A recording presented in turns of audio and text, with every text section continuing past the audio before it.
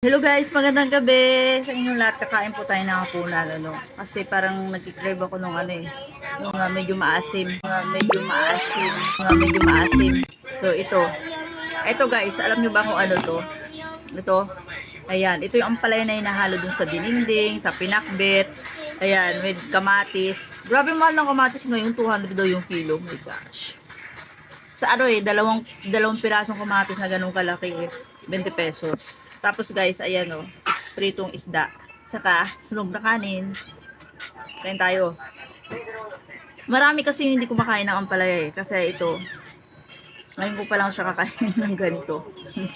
Ayan. Ang bango niya. Ang bango sa suka. O tara, kain tayo. Ito na. Kupait kaya. What?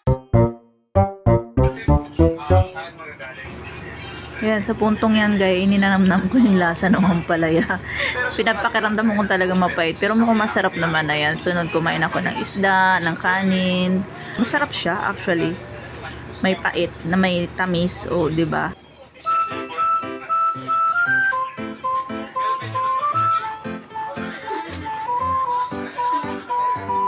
Pakapirang ko din sibuyas o. Pait siya actually.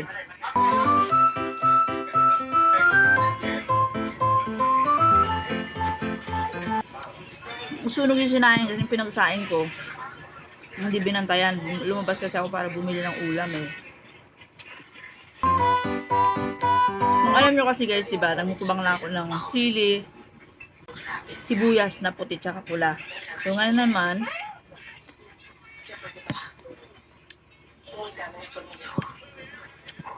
itong ampalaya. Ako daw to eh, ampalaya.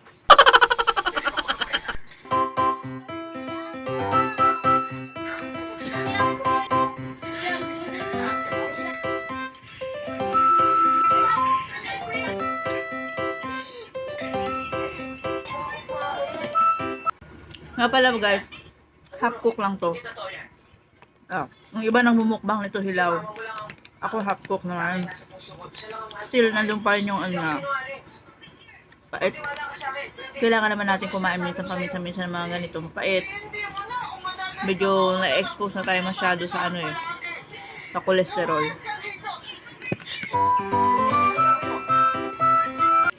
So guys, ano ulam nyo?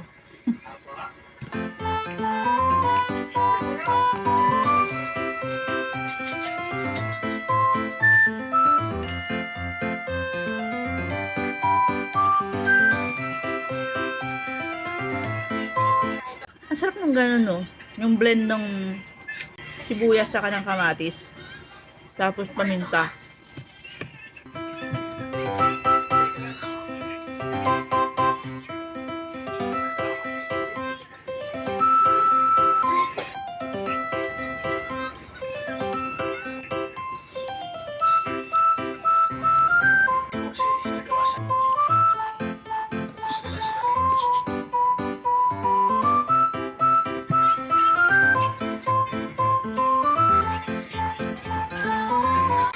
Kaya ubos na guys.